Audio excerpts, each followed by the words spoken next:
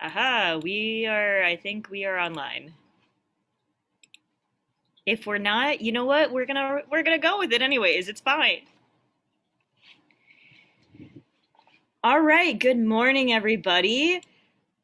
Welcome to Kansas City Oasis. My name is Nikki Actipis, and I will be your host for today.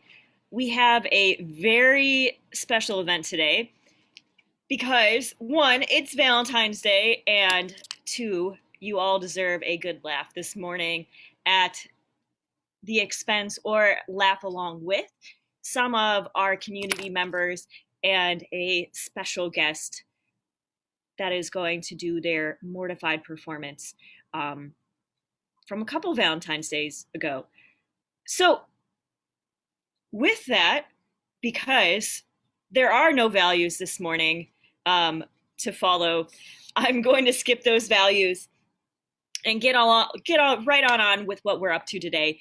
So, first off, happy Valentine's Day to everybody. If you don't have somebody to hold on tight to this morning, I'm sorry. Draw a smiley face on your pillow and give it a good hug. And there you go. That's your date for today, right? So, anyways, like I said earlier, we are going to do KC Oasis edition of Mortified. And if you've never experienced a Mortified before, it is where folks share some of their deepest, darkest, goofiest, most awkward moments in their childhood. And we've got a few community members today going to share with us, along with a Mortified professional. And I would like to welcome our own Julie Wisman to the stage to kick us off this morning. Yeah, we all knew if we want to talk to someone that is not afraid to embarrass themselves on the reg, that would be me, 100%, of course. So to start out, I will share. This is where these poems live, here in my favorite things binder. It's full of all sorts of things, and then you'll see here's some poetry. This first one that I'm going to share with you today. So this is a collection of. This one I think is 8th grade. This one's from 8th grade. It's called Winter. So it says, winter is a white sheet that covers all the earth with its chilling days and its playful mirth. By Julie Samuel, grade 8. I would like to make a retraction on this poem. I hate winter. I hate what it's doing to me. Anyway, that's my little rant / poetry about winter. So skipping on to that. At some point, now this was when I was living in Washington State, is when I wrote these delightful poems. There was some odd dalliance that I had in my baseball team loyalty, and I decided the year that the Mets played the Red Sox, the Boston Red Sox. Is that right? Red Sox? I think that's right. I decided that the Mets were my team, even though, I was living in Mariner country and had been raised royal by my Missourian mother. So this is going to be a poem called The Game about the 1986 World Series, because, of course, all young girls write poems like that. Okay, here we go. Oh, shut it. So for those of you that are not seeing our chat, our lovely Nikki just said, okay, Gloomer, I wasn't alive. So that's a little special extra bonus about 1986. Okay, so here we go. This is the game. As I wander through this life, it is somewhat like a game. Sometimes things are going fine, and others make you hang your head in shame. It's like a game I watched this fall, played by the boys of summer. And when the season was over, it was somewhat of a bummer. As soon as the game, for the Mets, it meant a fully paid vacation in the sun. For the Sox, it was only Boston, so rainy, cloudy, and cold. The fans will always love them there. That is what I'm told. Baseball is somewhat like life. Some win, some can but lose. But if you are a good player, sometimes you can choose. There's Julie Samuel Wisman, 10/28/86. Yeah, you're welcome. I like the repeated use of the word somewhat. because I guess I don't have any. I guess synonyms were not really a thing that I preferred to do. So there you have it. So for this last piece that I'm going to share with you, I'm going to start off with sharing the inspiration for this poem. Again, this is me being very clever, but I will give you what inspired me to write this next poem. It is, for those of you, I get what were we saying? Moomer, age, and younger. You will not remember the pleasure of TV, short little commercials between television shows. Murder She Wrote, would have this in between suspect interrogations. You could order cassettes or CDs online of your favorite performers because I lived out in the boonies and there was no record store. So with that, I'm going to share this commercial.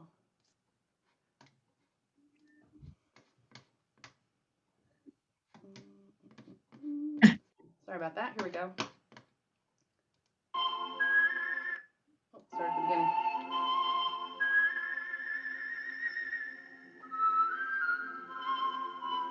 You've heard his hauntingly beautiful music in movies, on radio and TV. He's sold over 20 million records around the world. His name is Zamfir, master of the pan flute, that magical instrument with the unforgettable sound. Now in his magnificent all-new collection, Zamfir plays the world's most beautiful melodies.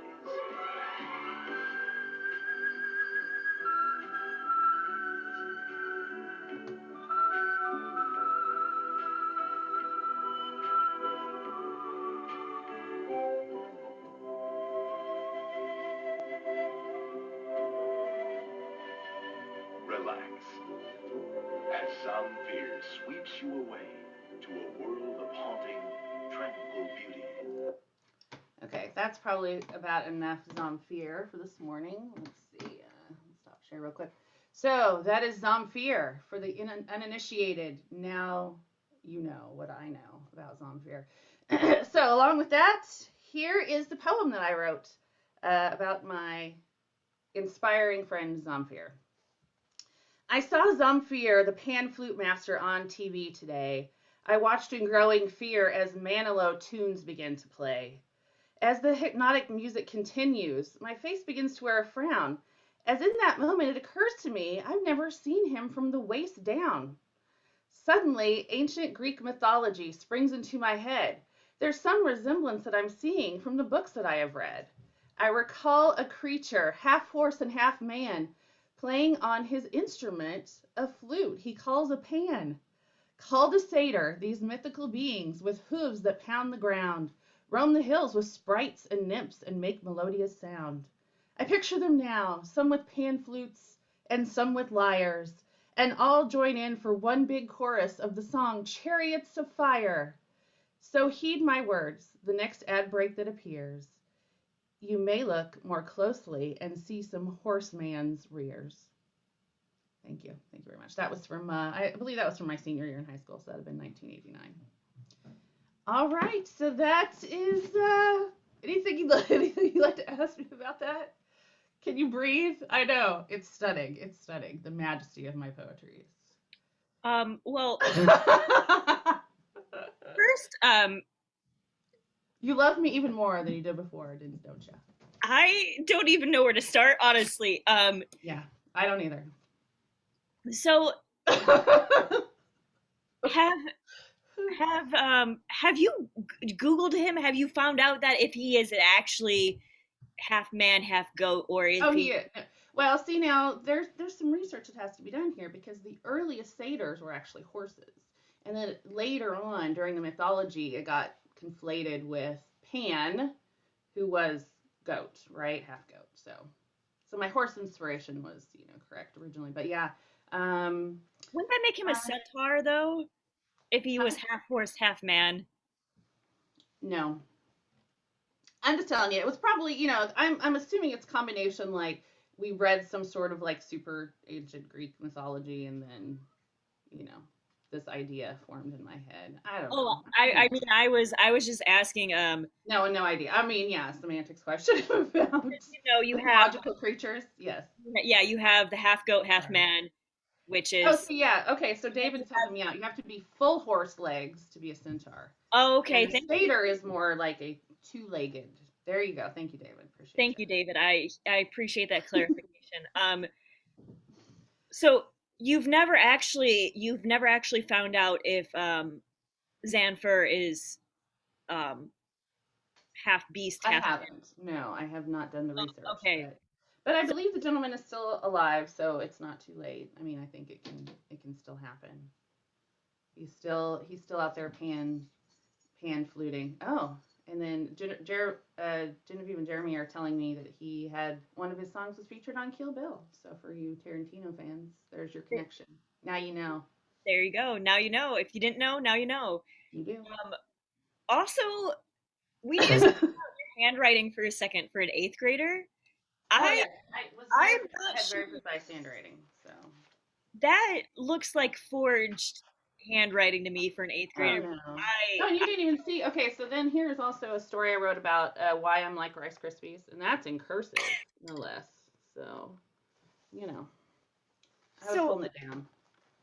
I have one final question for you. Do ya? Okay. When is your book going to be Yeah, published? I know, right? I mean, I I think don't that's a know why question. I haven't shared this with the world up till now. Um, Actually, maybe there's a room for this in my memoirs. I've had kind of a real wild ride of a life, so maybe in the center instead of pictures, maybe it's going to be this majestic poetry. So I I am looking forward to that. 2022, we'll have it in the Oasis gift shop. okay, yeah. Hey, I will. I'll handwrite them. I mean, let's just add a little flavor to it. I can handwrite those bad boys with my good penmanship. I still know how to do cursive. Well, All with right.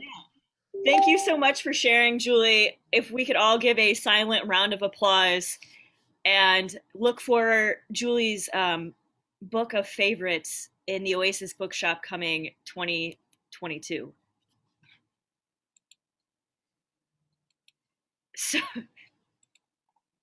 that's going to be a hard act to follow, but I'm going to welcome Amanda up to follow that up and see what Amanda's up to this morning. Good morning, Amanda. What do you have for us this morning? So this morning I have a story that actually was featured in Young Authors that I wrote when I was 6 years old. So this is I was either 6 or 7, but anyways, this is a story. It's actually written on a typewriter. So for those who haven't seen what that looks like, I don't know. It's actually 30-year-old paper, so I think that's kind of the thing I'm proudest of is this thing is still in one piece. But anyways, this is a short story I wrote, and this is called How Birdie Discovered the World. So here we go. One day a baby bird hatched out of an egg, and oh boy was his mother happy. She tweeted a happy song and she named him Birdie. Birdie's favorite place was the nest where he liked to snuggle up with his mother. After a few days, his mother told him it was time for him to learn how to fly, and boy was he scared. But his mother said he had to. At first, it was very difficult to learn how to fly. He did not know how. After a little bit of practice, he was doing just fine. But then his mother said it was time to go home. So Bertie had to go home. He ate dinner, and then they got in bed and snuggled up to each other and went to sleep. One day, he had to move from the nest and go out in the wild and live by himself. He had lots of friends to play with. That way, he was not alone. He had lots of things to do, too, and he had business to take care of, like looking for worms to eat. He had his own nest now, and one day he decided to fly some more. One day he discovered big bunches of water and he discovered big wooden things, and they were floating on the water. He was very amazed at that. He was very delighted at his discoveries and he was very confused. He flew back home. Then the next day, he was even more excited at the big wooden things than before. Then he flew over to his friend's house. He asked his friend, Ruthie the squirrel, what those big wooden things were, and she said that they were really scary things and not to go near them. But Bertie was not scared of them, so he went to a big wooden thing and flew around it. And Bertie saw a man, and the man shouted, and many more men came running to look at Bertie. All of the men shouted, "Bird!" And we must be close to land. Bertie was surprised, and he flew back home. But he came back the next day. Then that ship followed him to land. All the men were happy, very happy, and Bertie flew home. He ate his dinner and then he went to bed. During the night, he dreamed that he was snuggling up next to his mother. The next morning, he had to go outside and hunt for his breakfast, and he found some worms for breakfast. He ate them all up. Then the next night, he ate his dinner and went to bed. During that night, it rained very hard, and by the next morning, the ground was soaking wet. And once more, he went outside to hunt for his breakfast again. Then, when he had himself enough worms to fill his tummy up for breakfast, he went back inside his nest. Then he went back to the place where he had met the men. He wanted to make friends, and the men shouted very loud, "Look, there is the bird that helped us discover land." Then they said to the bird, "Thank you very much for helping us discover land. Captain Columbus, you are right. You said that we would find land soon, and you were right." "Oh, it was not me who found land. Well, actually, it was the bird who helped me out because he was flying around towards the land." "Oh, well, then this is really a very special bird then." Bertie flew home again. When Bertie ate dinner and went to bed, he felt really good and he was tired, so he went to sleep. And in the morning, he got out of bed and went to find, went to find worms again. Then Bertie went to tell his friends all what happened. He told his really best friend Ruthie, and she was very amazed at that. So amazed, in fact, that she was really amazed. She could not say a word. "I'm so proud of myself," said Bertie. All of Bertie's friends began to laugh, and they could not stop laughing for a while. Then Bertie began to laugh at himself too. He knew that he had done something very special. He was very special too. The end.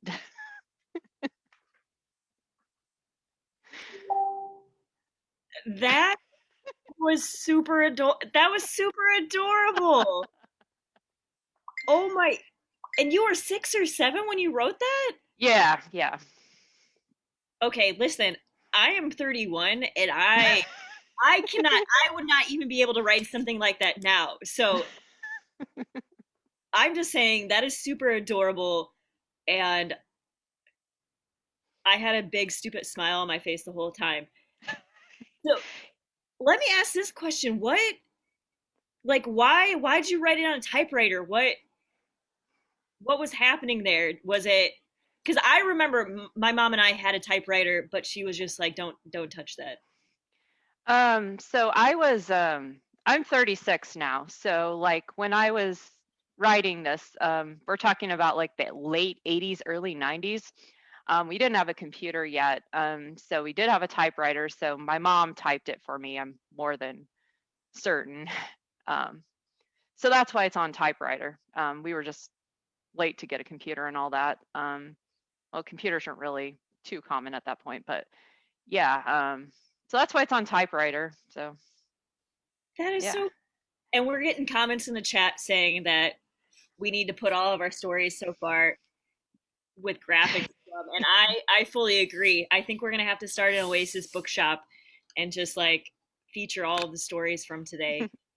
So, One thing I'll say is just that that strikes me about this is just that how uninformed I was about Columbus at this point in my life. I'm just like, he's just like this hero that just like this bird helps him out and it's great, you know? So so we have the bird to blame for Columbus yeah, basically. committing genocide. So folks, uh, the bird the bird is not the word because the bird helped out Columbus. Right. I know, I'm imagining you're all laughing. It's fine. Um, well, Amanda, thank you so much for sharing. Yeah. That was super adorable. Even if Stephanie's booing me, which is fine, it's not the first time. Um, Thank you for sharing, even though you led Columbus to land, which I don't I think we can forgive you for that. That's fine. We Yeah. can forgive him. So thank you so much. Please Yeah. give Amanda a silent round of applause. And I see all these folks giving round of applause except Kevin, who's got alien problems. So Yeah. well, well, folks, we have two more folks to from our community to introduce today before we go on to our headliner. So, Melanie, where are you? I need to find you. I see you. I had to scroll through my Zoom feed. Melanie, it's your turn, my dear. What do you got for us? You are muted. You are still muted, dear. Maybe I can unmute you. There we go. Ah, there we go. Okay. So, yeah, as I was I watched Mortified on Netflix and everything to get an idea of like what to talk about. And since it's Valentine's Day, I'm going to talk about love. Oh, love. Um, so I was I was in love with love. And so I found my old diaries from when I was in seventh, eighth grade. And finishing with a poem I wrote in my junior year of college, so 20 some plus years ago. So first off, here is the page from my diary with all the people that I loved and I might like or love, and another page of all these love stickers, and it was love in the afternoon, morning, and night. I had never even been kissed, so I didn't know anything beyond love, my little rainbow diary. And so I had never heard of polyamory at all until joining Oasis. And here I am with my diary, July 26th, 1991, a bunch of names, and I will not do the last names to protect the innocent, but Jim, James, Jamie, James, James, James, Jimmy, Jimmy, so many Jameses, so little time. One of them was an Elvis impersonator. One of them ran off with the circus with a girl who swallowed swords. The others, I have no earthly clue, but I think I met them roller skating. So I always would break up with someone before dating the next person because monogamy was very important. And so then I do have a picture. So this is me when I wrote this poem. This is me in 1990, what was it, 1994. So, and it just makes me cringe thinking of what my thought process was at the time to now. So I wrote a poem and I was very, I typed it again on a typewriter. Actually, this might have been my word processor, which I just got rid of last year, on cloud paper. Pretty. And so the name of my poem is Smorgasbord. So, yeah. The buffet of life has many offerings. As humans, we consume till our heart's content, refilling our plates, sampling all there is to try. Perhaps we find a particular goodie that we immensely enjoy, so we plan our consumption around it. Or perhaps we find there are so many items we find delectable, thereby deciding to only consume a teaspoon of each. Unable to choose a favorite, never wanting the same thing twice. Afraid to miss the juicy morsel on the other side. Not wanting to fill up on one thing, wanting to save room for the possibility of something better. I stand there looking at the vast array before me. eyeing one particular unfamiliar tidbit, knowing full well that there is something next to it that is tried and true, but nevertheless wondering if this new choice will be better or if it will only give me heartburn. Timidly, I reach for the spoon. So that was, September 26, 94. I was 20. And then I have an embarrassing story to share. I was not the most graceful of teenagers. And around ninth grade, I think, my dad had taken us shopping. And I was amazing. I had this outfit that was a blue dress shirt with yellow pants. And we're talking Big Bird meets Cookie Monster and has a child. It was that bright. And it had suspenders. I was rocking it. I went to high school that first day wearing this awesome outfit, feeling fantastic. And as I got on the bus after school, I looked down and realized that the buttons were no good and my shirt was unbuttoned down to my belly button. Yeah, that never wore the outfit again.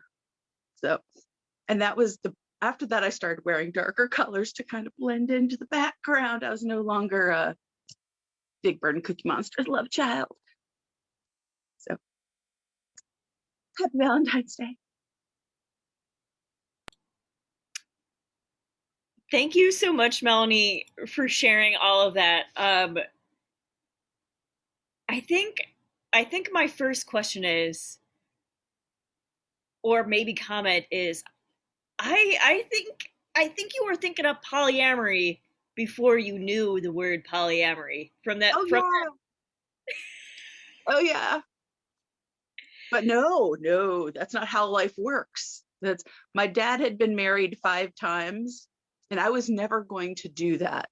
That's every time I met him or went to see him, he had a new girlfriend. We met 3 on one weekend. I mean, it was just kind of crazy. But I just thought, I told him, we were driving along after meeting the second girlfriend that weekend. And I was like, I was 14, 15, I think. I was like, Dad, you're a slut. Yeah. but No clue. it runs in the family. Well, Okay. like polyamory runs in the family, not Right. slut. That's not what I meant. I meant polyamory runs in the family.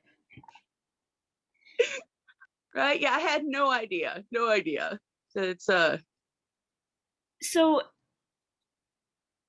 my question, another question would be, do you have pictures of this Big Bird outfit, this Big Bird Cookie Monster outfit? I think you're gonna need to draw it for us. I know, right? I am pretty sure that I will see if I can find something here, but I'm pretty sure any photos of me in it are burned or, heavily magic markered out. And it was awesome. Then you're going to well, I would request, you don't need to. Um I will request that you draw us a picture so we can add it to our 2022 Oasis book of memoirs from community members and their life stories. Right? That I found a picture of the pants somewhat. So this would be, let me see if I can get it. That was the pants. And so yeah, it was a very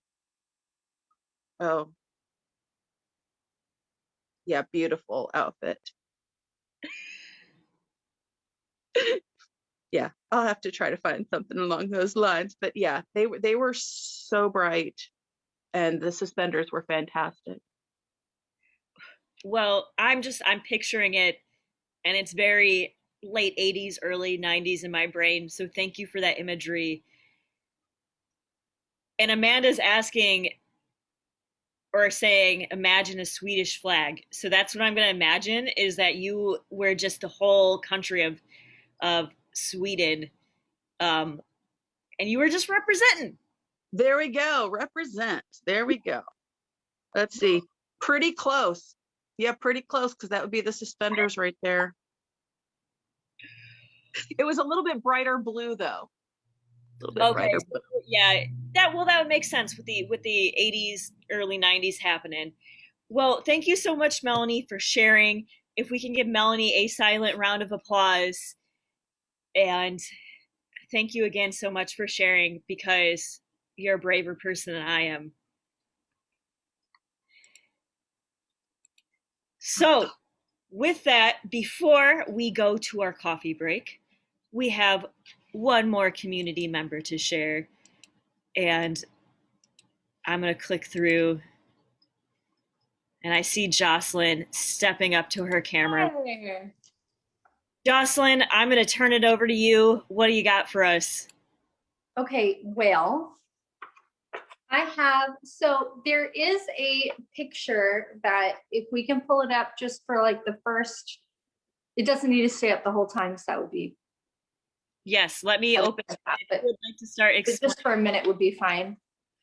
I'm going to tell you guys about my first date, and my date was like, it's a long time coming. I was a little bit of a later bloomer, I suppose, with dates.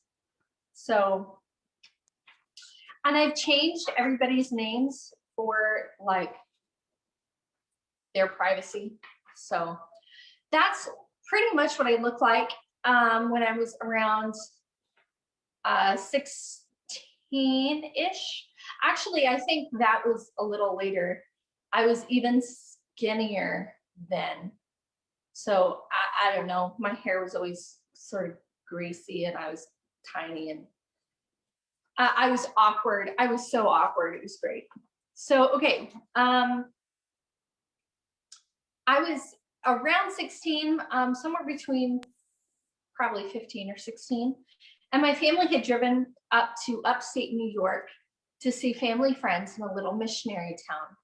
For today's purposes, let's call them Mr. and Mrs. Kind, and their only child, a son, called Wowza. We'd left Missouri in a hurry, and I'd gone to New York with actually very little packed that I could wear.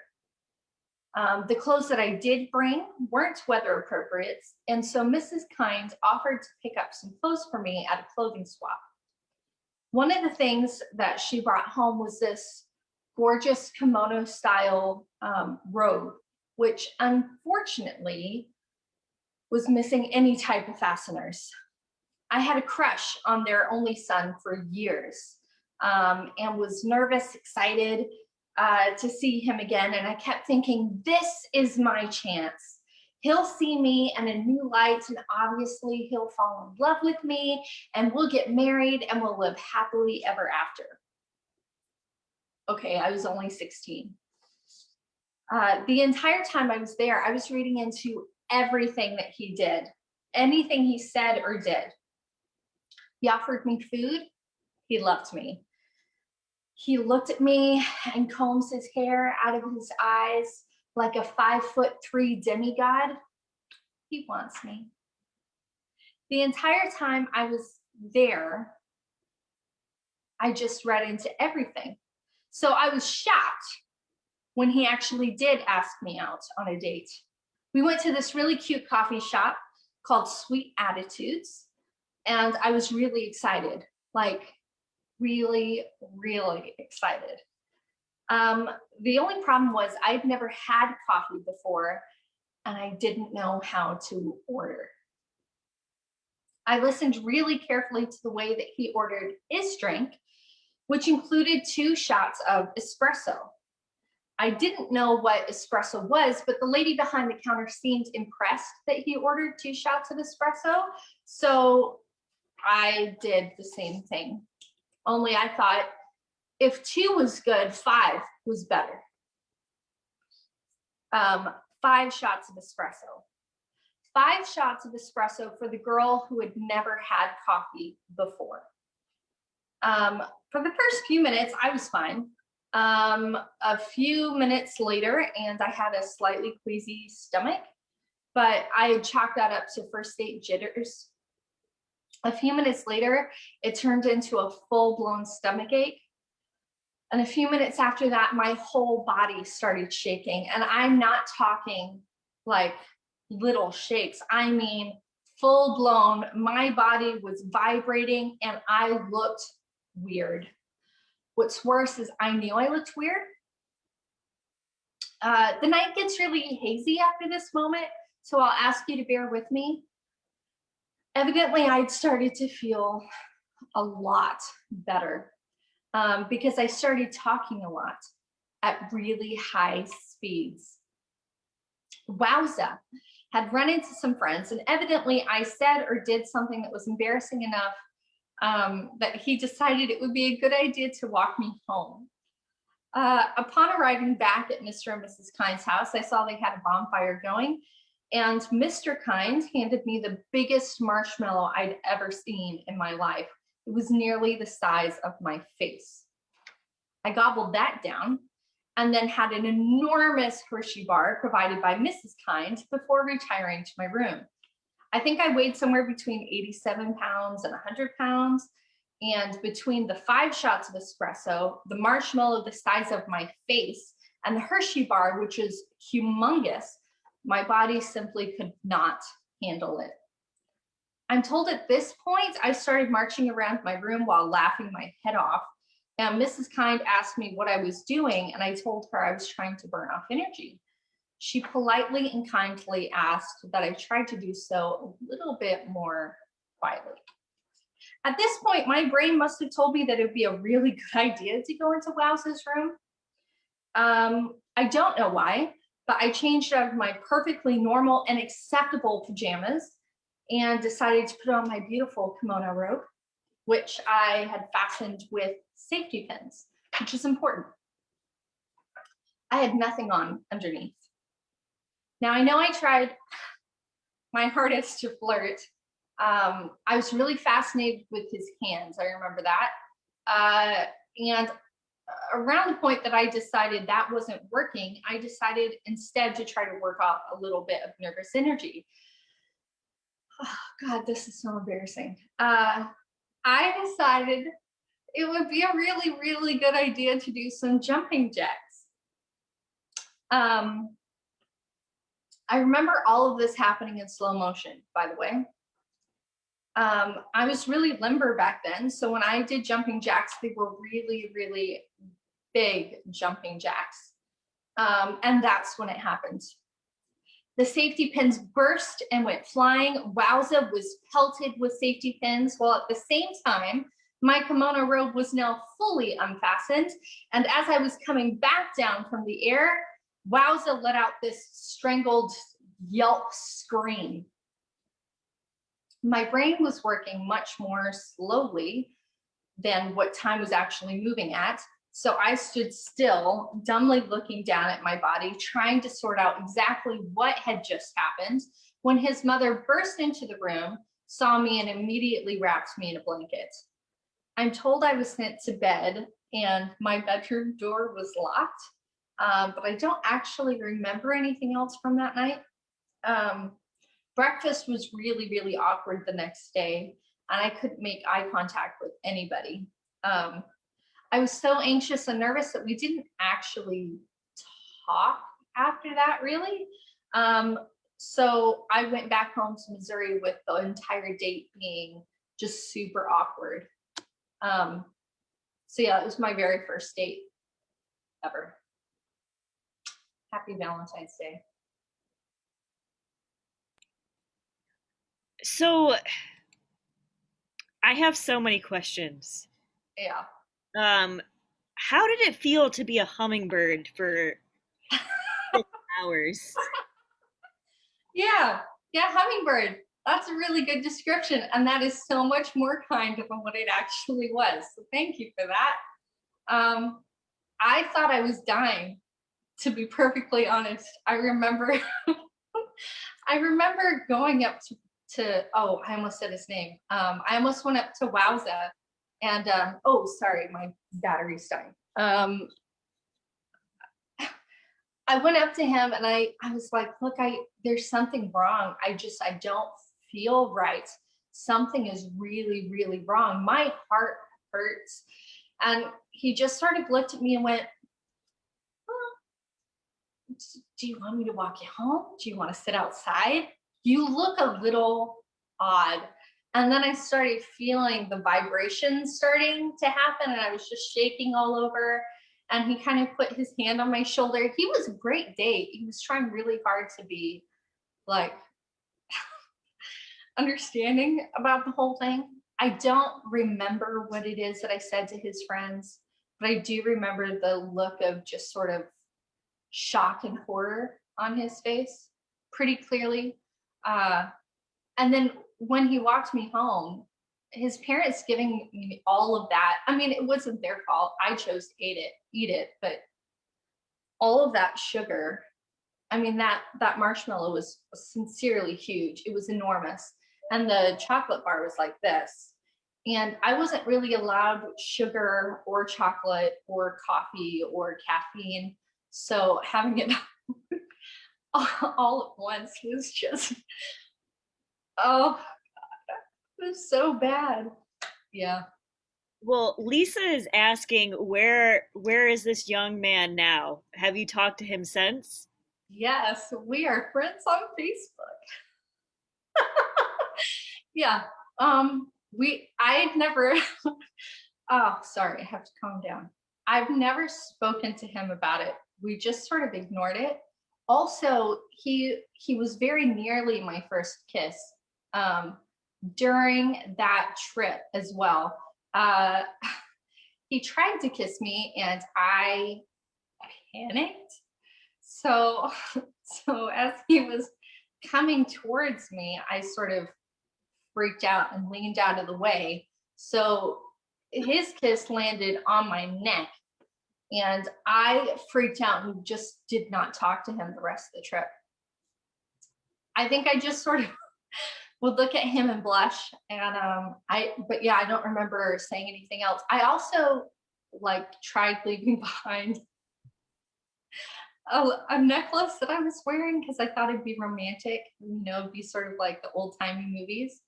And his mother sent it back through the mail. It was great. Oh, well, Yeah. well. Yeah. Now The mortification is real in that story. it was beautiful. I'm not gonna lie. Um, Folks, if we can give Jocelyn a silent round of applause, thank you so much for sharing today. Um, Thanks. it was an interesting experience happening. So, folks, with that, we are going to head to our breakout rooms for a few minutes before we hear from our headliner from today. Before we head into our breakout rooms, if you see Jeremy of Jeremy and Genevieve, wish him a happy birthday because it is his birthday. And if you are in a room with one of our performers, feel free to ask some more embarrassing questions or even share your own embarrassing stories with them so they don't feel alone. So, with that, I'm going to send folks to breakout rooms for a few minutes here. And yes, okay. So I will see you all on the other side. Enjoy.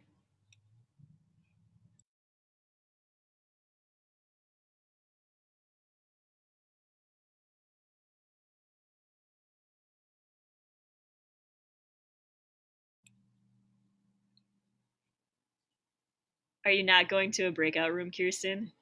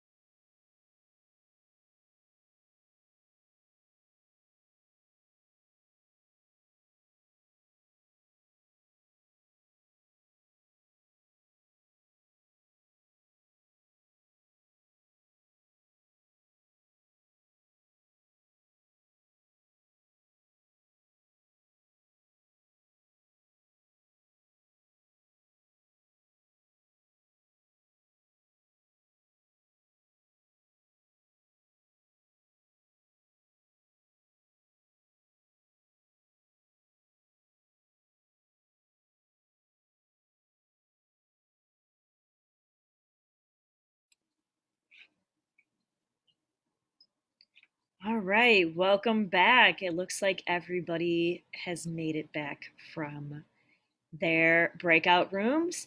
Hopefully, you got to share some embarrassing stories or ask questions of those who have performed today.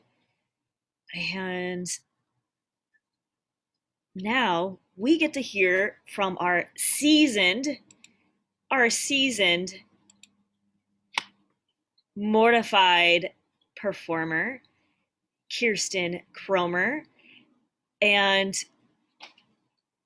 I have a lot to say about this human, so I'm just gonna let them say what they need to about them. And I'm gonna turn it over to you, Kirsten. Not you, yeah, Kirsten. Appreciate that, Nikki. Honestly, you probably would have introduced me better than I would, so what a bummer. But I'm Kirsten. I grew up in a boring, rural, Midwestern town in Upper Ohio. Just a brief content warning. The journal that I'm going to read today is when I was in 7th grade. It's the first journal I wrote in, and it is full of my affinity for curses and also me realizing that I was super gay. So that's your content warning. And with that, I'm just going to begin. So October 16th, 2001. Hey, how's the inanimate shit going? Some crap about me is I love my nose and freckles and ears. I weigh about 150 pounds and hate it. And this is a secret journal, so get out before I bitch slap you. October 23rd.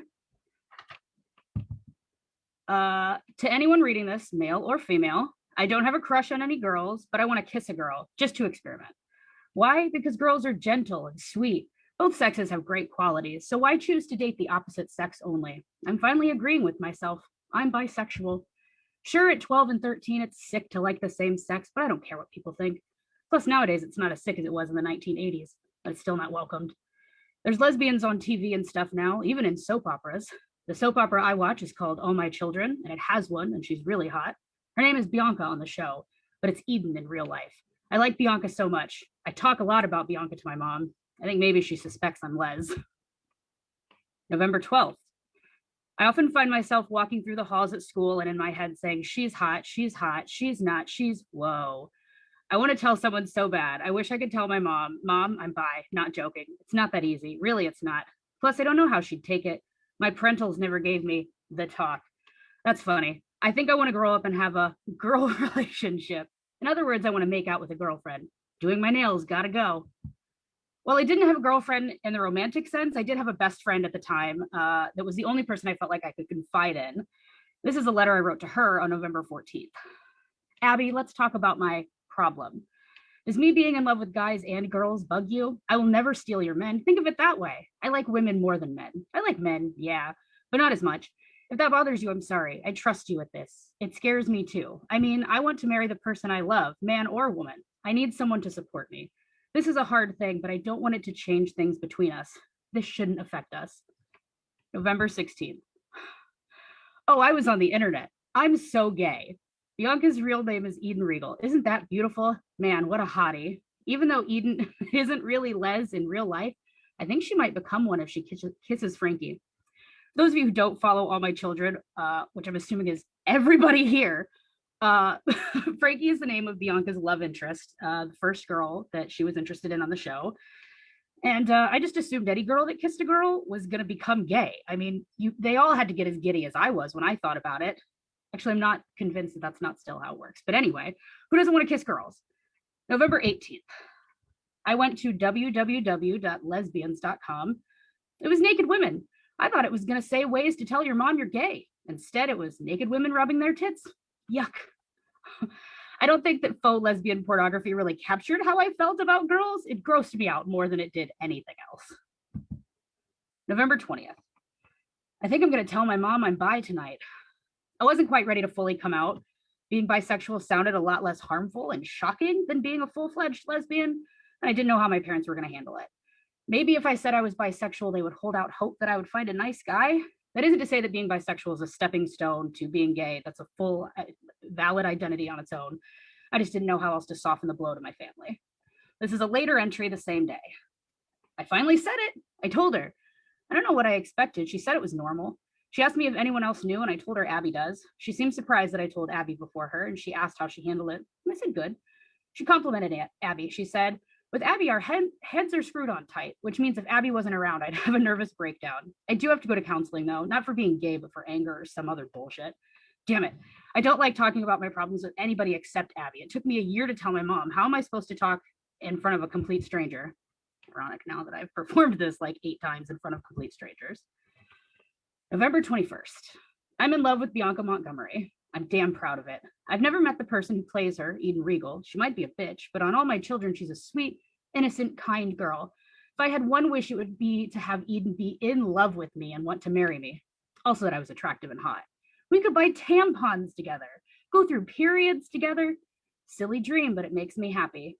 Not the buying tampons, thinking of sharing my life with Eden Regal. I'm not ashamed. This is not puppy love, and it scares me.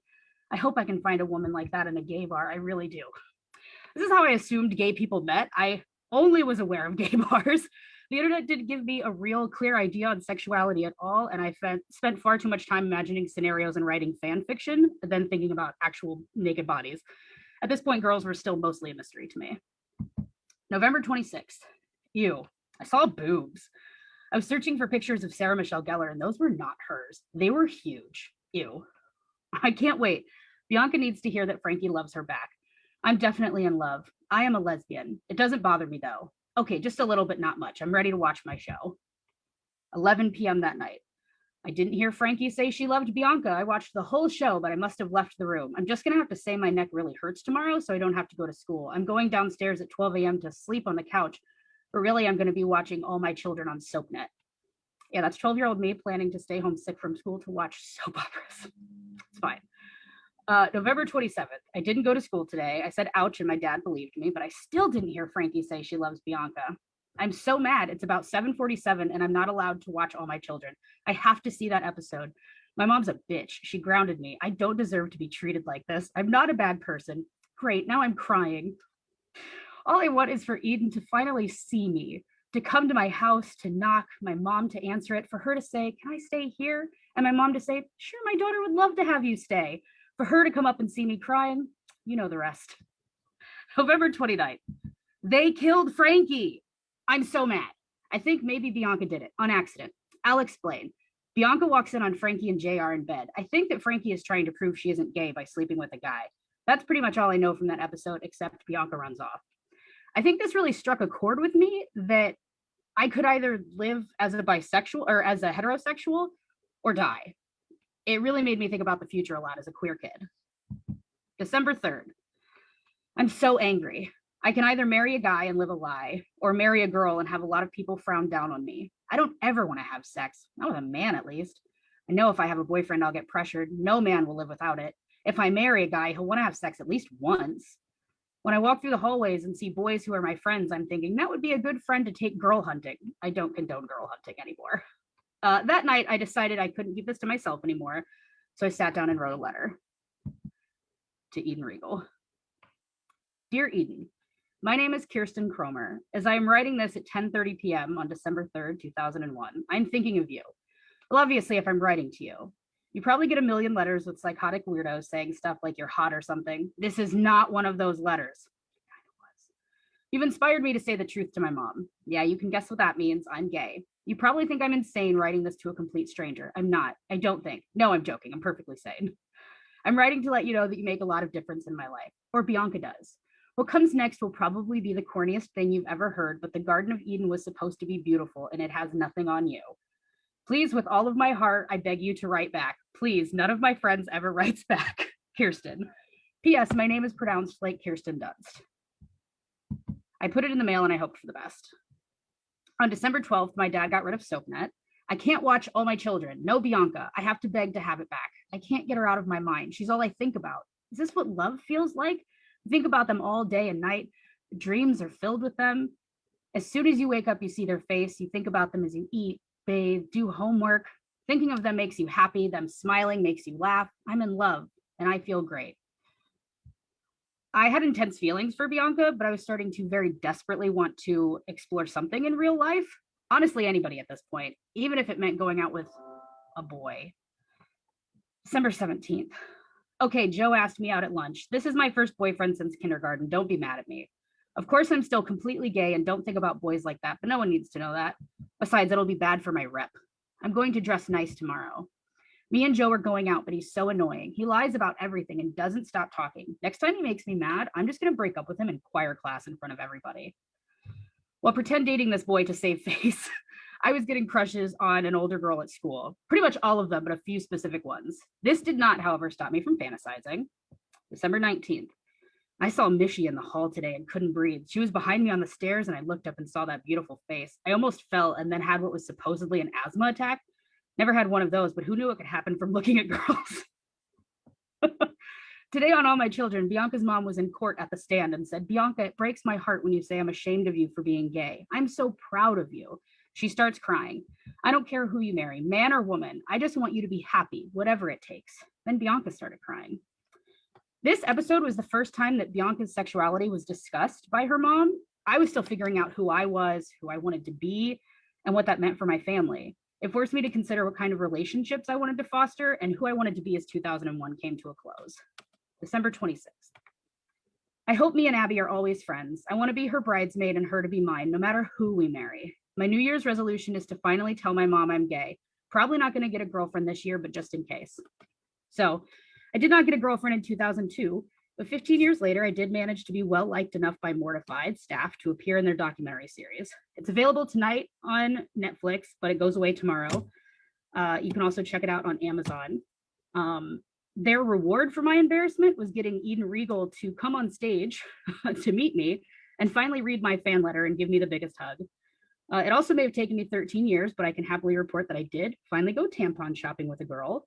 So finally, my 2001 goals are complete.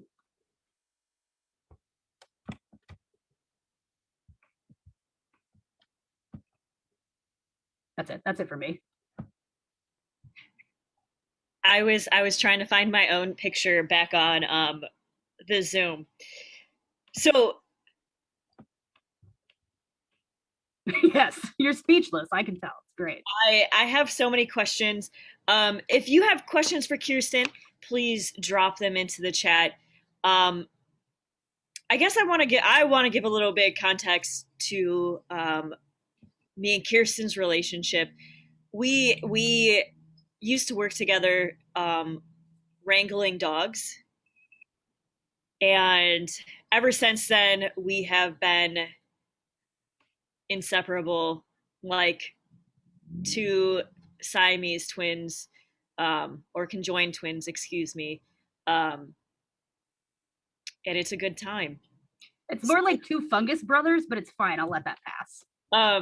Yeah, we're both fun guys, right? So we do have a couple questions in the chat. Dwight is asking, why is Mortified only for one night? It's not only for one night. They posted it a couple of years ago. I was in this documentary, and Netflix is just cycling out their stuff. So tonight at like midnight, they cycle other things in and Mortified leaves. But it is available on Amazon. It's called The Mortified Guide, and I am in episode 5. All the rest are also great, but I'm partial to my own. And you have a different hair color and style in that, instead of the lesbian mullet that you have now. Yeah, no, I have the lesbian short hair top, long top. I think I'm blonde. I think I remember vaguely that you're blonde. Green is not your natural color, but it suits you. Jocelyn is asking, what was it like to meet Eden?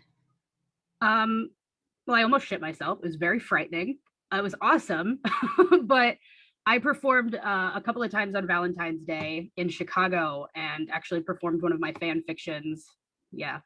And she ended up Skyping in to play herself. And after that, she sent me like a locket with our pictures in it. We've kept in like loose contact. And then I got to meet her in Hollywood for the Netflix thing. And it was phenomenal. She's hilarious. She's very sweet. And she is very apologetic that she never answered my fan letter.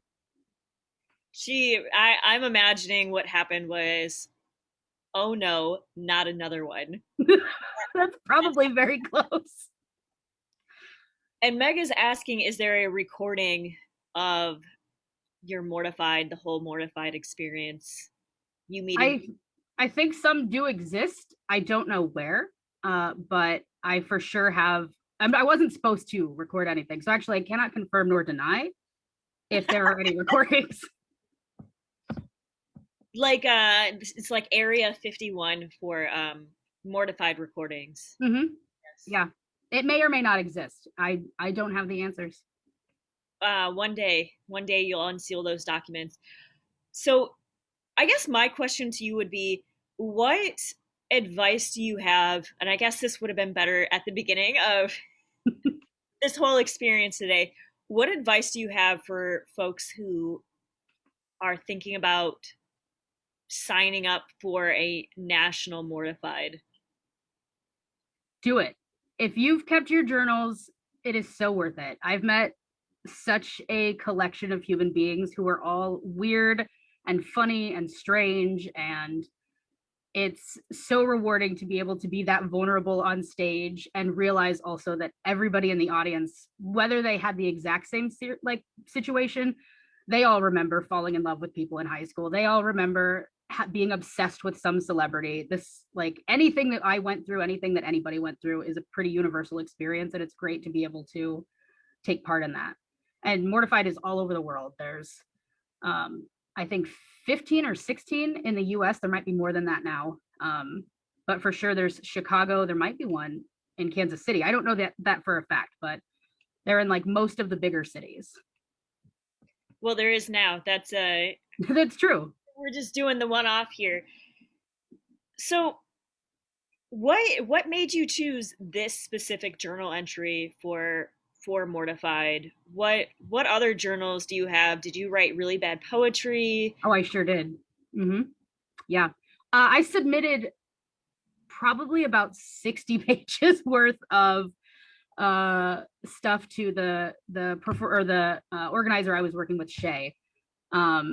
And she kind of tied them all together and came up with a game plan. I had some that were about like struggling with like my relationship with my mom, or like I had a lot of fan fiction. So I performed a couple of different things, but she really liked the arc of falling in love with the soap opera actress, trying to stay sick and like away from school so that I could I would watch it 3 times a day. It played at 1 p.m. Then I also played at 7 and midnight on SoapNet, and I would watch it 3 times in one day. So I think she just thought that was the one to go with, because that's clearly where I was the most unstable. You know, just as moomers do. And for those of you who weren't with us before everything started, moomers is what you call millennials, and zoomers are Gen Z, and then gloomers are folks from Gen X. And Dwight here is asking, has anyone from high school reached out to you after they saw you on Netflix?